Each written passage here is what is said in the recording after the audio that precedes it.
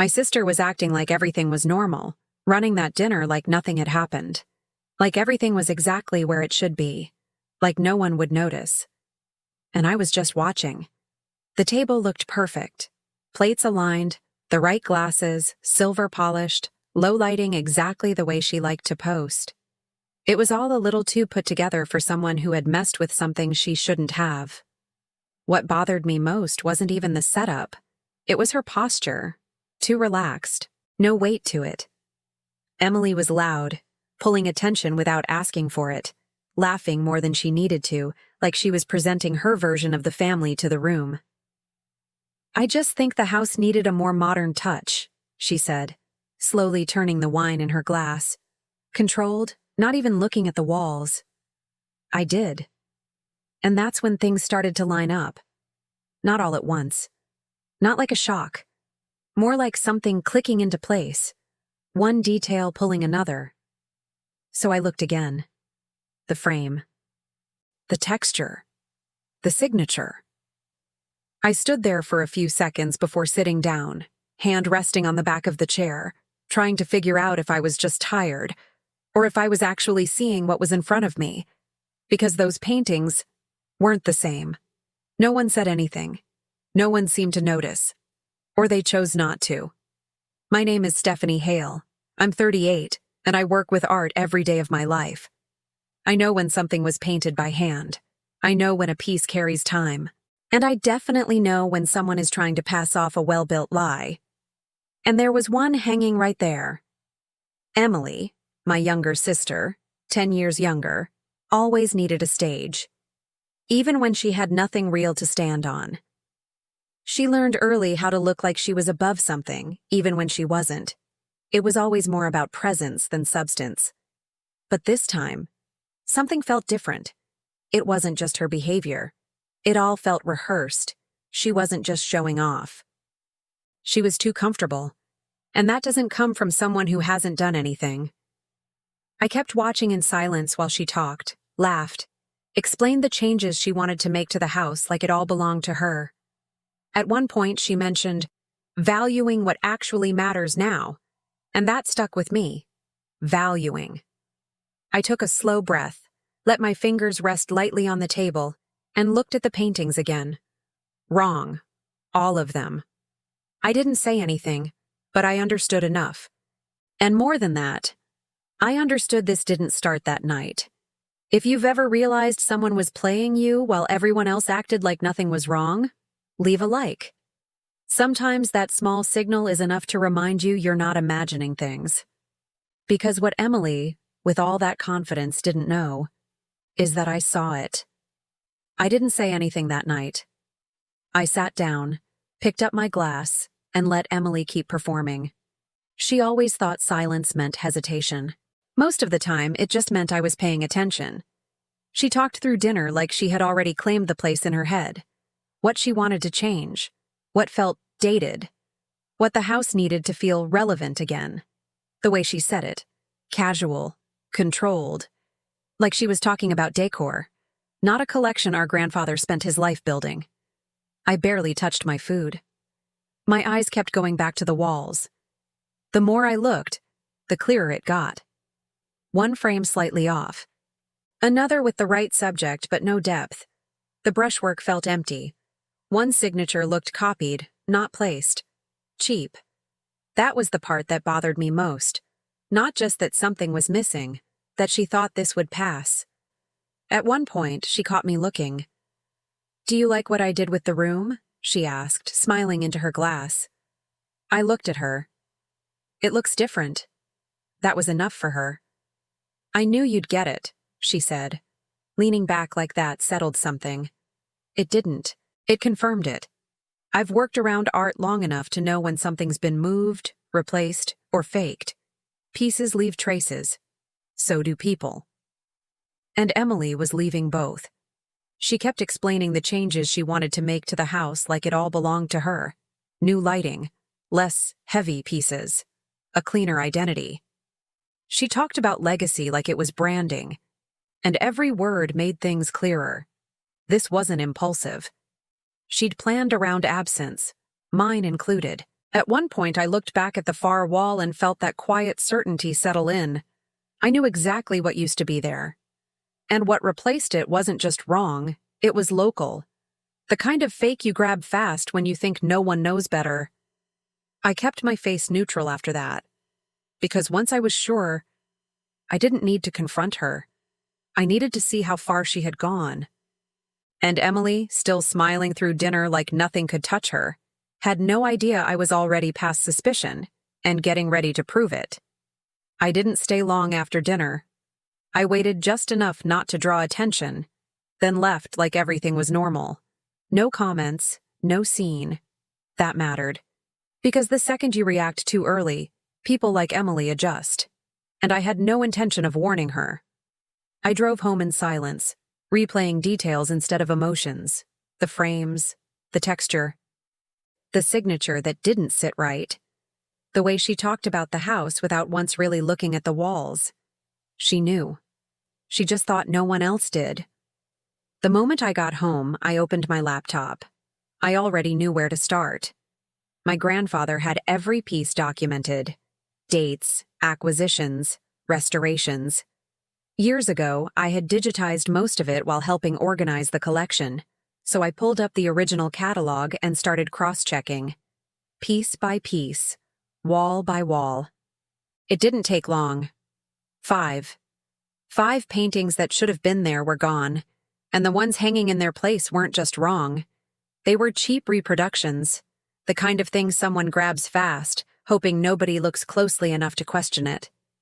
I leaned back in my chair and stared at the screen for a second, not shocked, just confirming, because by then, I wasn't guessing anymore. I was tracing. Emily had been stopping by the house more often lately, always with a reason. Always brief, always when I wasn't there. At the time, it looked casual. Now it looked useful. I opened another tab and searched recent online auction records. Regional platforms first, then resale listings.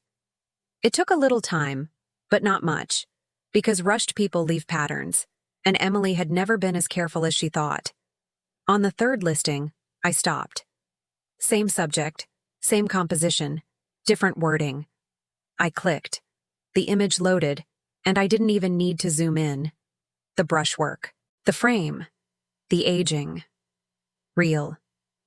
I sat there looking at it, feeling that shift land fully this time. Not suspicion, proof. And Emily, still moving through that house like she owned it, had no idea I had just found the first real sign of what she thought she had taken without a trace. I didn't call Emily that night, didn't text either. I just saved the listing, took screenshots, copied what I could, and kept going. One match wasn't enough. It could still turn into a coincidence if I let it, and I wasn't going to let it. I opened the catalog again and started checking everything, one piece at a time. Dates, size, medium, frame. Matching details against listings, archives, resale platforms. By the second match, I already knew. Of course you rushed it, I said under my breath, more to myself than anything. My hand paused on the mouse, feeling that quiet certainty settle in. Different sellers, different descriptions, same paintings. By midnight, I had 5 missing. 3 already traced. I leaned back in the chair, staring at the screen for a second. So that's what you did, I said quietly. Not shocked, just placing it where it belonged. Theft. And once I called it that, everything got simpler, because theft follows steps, and steps can be tracked. I pulled up the camera system. I had installed them weeks earlier. Small, hidden, easy to miss unless you knew exactly where to look. At the time, I told myself it was just precaution. Now it felt like timing. I scrolled back through the dates, narrowing it down to the afternoons Emily had stopped by. Flowers, deliveries. Quick check. I paused on one clip. Played it. There she was, alone. Sunglasses still on her head, phone in her hand, walking in like she had done it before. I leaned forward slightly. Yeah, there you are, I said, barely above a whisper. No hesitation. She crossed the room, glanced toward the hallway, and went straight to the wall. Not searching, not thinking, executing. I paused the video right as her hand touched the frame. Didn't need more than that. Got it? I said. And that was the moment it shifted. No more guessing. No more doubt. And Emily, still walking around like she was untouchable, had no idea I wasn't figuring things out anymore. I was documenting everything. I didn't rush the next step. That was the difference now. Before, I would have confronted her, asked questions, given her space to explain something that didn't deserve explanation. This time I stayed quiet, and I kept building. The next morning, I called Melissa. She picked up on the second ring. Hey, everything okay? Not really, I said. I need you to come by the house with me later. There was a pause. That serious? Yes. Another pause. Then, more focused. All right, what are we looking at? I didn't answer right away. I'll show you, I said, because saying it out loud still gave it space to turn into something else. And I wasn't interested in that. By the time we got there, the house was quiet. No cars, no movement. Just that same controlled stillness Emily liked to maintain when she wasn't there. Melissa walked in behind me, looking around. It feels off, she said, lowering her voice without needing to. Yeah, I replied. Look at the walls. She did. Took a few steps forward, tilted her head slightly. Wait, she said. That's not... No, I cut in. It's not. She walked closer to one of the paintings, studying it. That's fake, she said, more certain now. I know. She turned to me. How many? 5. She exhaled slowly, running a hand through her hair. Stephanie, I have listings, I said. And footage. That made her stop. You're serious. I held her gaze. Completely. There was a shift in her posture after that. Less confusion, more alignment. Okay, she said. Then we don't talk to her. No. We document everything. Yes. She nodded once. Good. That word landed exactly how it should, because this wasn't about catching Emily off guard. It was about making sure she had nowhere to go when it all came out. Melissa walked through the room again, slower this time, seeing it for what it actually was. Not a house, a scene. And I stood there with her, already knowing that the next time we sat at that dinner table, Emily wouldn't be the one controlling the room anymore. How many times have you known something was wrong and stayed quiet just to avoid turning it into a problem? If you've ever had to choose between peace and truth, subscribe. Because some situations don't get better with time. They get clearer when you stop pretending you didn't see what you saw. And Emily still had no idea how clear things had just become. I didn't tell her anything. No message. No warning. I let her stay exactly where she was. Comfortable.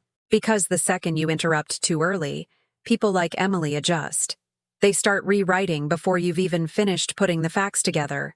And I wasn't giving her that chance. The next morning, I called Randall Voss.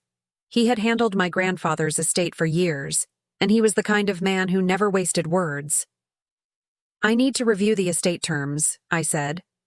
Randall answered in that same steady tone. Come by tomorrow morning. His office looked exactly the way I remembered it. Quiet, orderly, nothing out of place. After days of Emily's performance, that kind of structure almost felt like relief. I kept it simple when I explained. 5 paintings missing, reproductions on the walls, matching listings, camera footage. Randall listened, opened the file, and read for a moment without saying anything. Then he looked up. This isn't a misunderstanding, he said calmly. It's a violation of the estate terms. That landed clean. I asked what that meant. He turned one page and explained that my grandfather had included a clause years earlier. Any heir who removed, sold, damaged, or interfered with the collection without authorization would forfeit their inheritance rights completely. Completely. And the house? I asked. Randall didn't hesitate. If responsibility is established, it transfers fully to you. I sat there for a second, just letting that settle into place. Not shock, alignment. Then I looked at him and said, "Proceed." He gave one short nod. "I will." When I walked out of that office, one thing was already clear. Emily thought she had stolen paintings. What she had really done was sign away everything. I didn't contact Emily after that. I let her keep moving through the house like nothing had changed, because by then, the important part was already in motion. Randall had the file. I had the footage. The listings were saved. Once things are documented the right way, rushing only helps the person who's lying. The next day, Randall called. "I reviewed everything," he said, calm as ever. "The clause is clear." I was standing in my kitchen with a mug in my hand, looking out the window. "How clear?" I asked. "If your sister is confirmed as the one who removed and sold the paintings, she forfeits her share of the estate." He said it flat. Professional. No extra weight. I stayed quiet for a second, just letting that settle. "And Sunday dinner?" I asked. Randall didn't hesitate. "Let it happen." That landed exactly where it needed to. Not because I wanted a scene. Because timing matters when someone still feels safe. That same night, Emily texted me like we were discussing candles. "Still doing Sunday dinner at the house?" I looked at the message and almost laughed. No caution, no guilt, not even a hint that she felt pressure. Just the same confidence she always had when she thought she was ahead of everyone else. I replied, "Yes, 7. Her answer came right back. "Perfect. Perfect." By Sunday afternoon, the house was ready again. Formal table, candles, silver polished, everything arranged to look untouched. Emily loved rooms like that. They gave her something to perform inside. Before anyone arrived, I stood alone in the drawing room for a minute looking at the walls. Still wrong, still fake. And somehow that helped. Because seeing those cheap replacements hanging there made everything feel even cleaner in my head. No confusion, no second guessing, just fact. A little later, Melissa came in and looked at me once before taking off her coat. "You okay?" she asked quietly. I nodded. "I'm fine." She held my gaze for a second, then gave a small nod of her own. That was enough. By the time I heard Emily's voice in the hallway, already too loud, already too comfortable, I was completely still. She walked in like she belonged there, smiling, relaxed, ready to control the room again. What she didn't know was that this time, the room was already waiting for her. Emily didn't even look at the walls when she walked in. That was the first thing I noticed. She came in talking, smiling, pulling attention to herself like nothing in that house had shifted.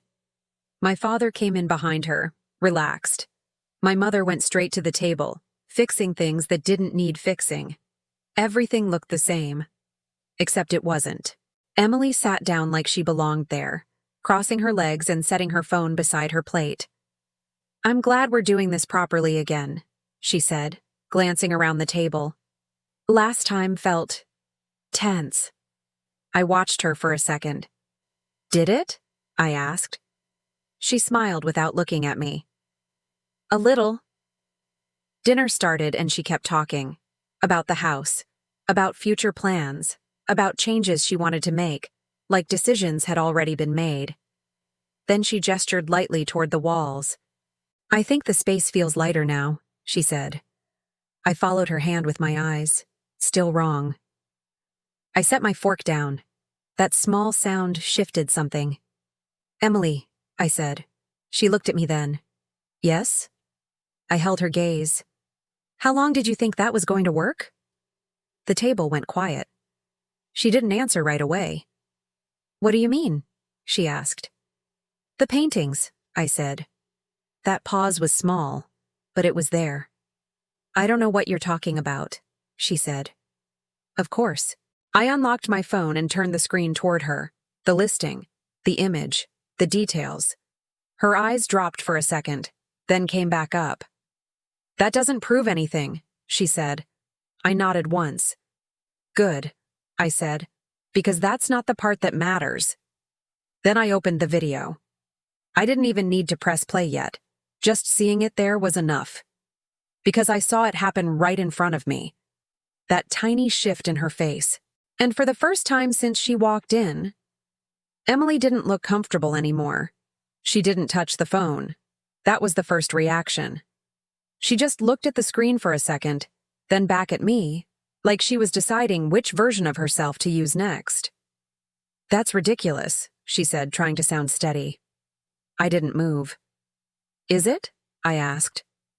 Emily leaned back slightly, crossing her arms now. Small shift. Defensive. You're really doing this right now? She added, glancing around the table like she could pull the room back to her side. No one spoke. My father looked between us, already uncomfortable. My mother stayed still, watching, like she was trying to understand where this was going before choosing a position. Emily noticed that too. This is exactly what I mean, she continued, a little sharper now. You always turn things into something bigger than they are. I let that sit for a second. Then I pressed play. The room filled with the quiet sound of movement from the video. Footsteps, the angle of the camera, her entering the room alone. No commentary, no interpretation needed. Just her. Crossing the space, reaching the wall, removing the painting. No hesitation. I didn't look at the screen. I looked at her. That's where the real shift was. Her posture changed first, then her eyes. That controlled expression she walked in with started slipping, piece by piece. That's not... She started, then stopped. Because there wasn't a version of that sentence that would land. My father leaned forward slightly. Emily, what is this?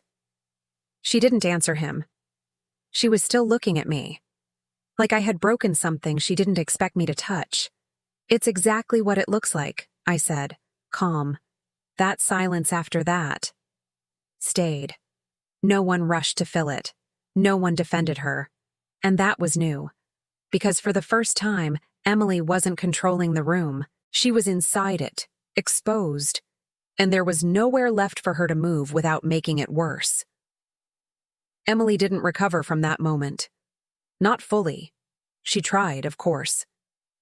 First came the denial, then the confusion, then that quick shift into justification, like if she talked fast enough, something in the room would soften. It's not what it looks like, she said, her voice tighter now, less controlled. I was trying to handle things. No one responded. That silence did more than anything I could have said. My father looked at her, then at me, like he was waiting for this to turn back into something he could understand. My mother stayed quiet, watching, calculating. Emily kept going. You weren't even here, she said, looking straight at me now. The house was sitting there, those paintings just... Stop, I said. Not loud, but enough. She did. And that was the first time I saw it clearly. Not confidence, not control. Fear. I have the listings, I said. I have the footage, and the estate clause has already been reviewed. That landed differently. Her expression shifted again, faster this time. What clause? She asked. I held her gaze. The one that removes your share if you touch the collection. That was it. No drama, no build-up, just fact. She blinked once, like she needed a second to process it. That's not how that works, she said, but there was no weight behind it anymore. It is, I replied. And for the first time since the dinner started, she had nothing ready, no line, no posture, no version of herself to step into, just the reality sitting right in front of her. A few days later, everything moved exactly the way it was supposed to. The report was filed, the pieces were traced, recovered. Not all at once, but enough. Enough to close the gap. Enough to confirm everything. The legal side didn't stretch, didn't drag. It followed the structure my grandfather had already put in place years ago. Emily lost her share, completely. The house transferred fully to me, clean, final. She tried to reach out once after that, a message, short.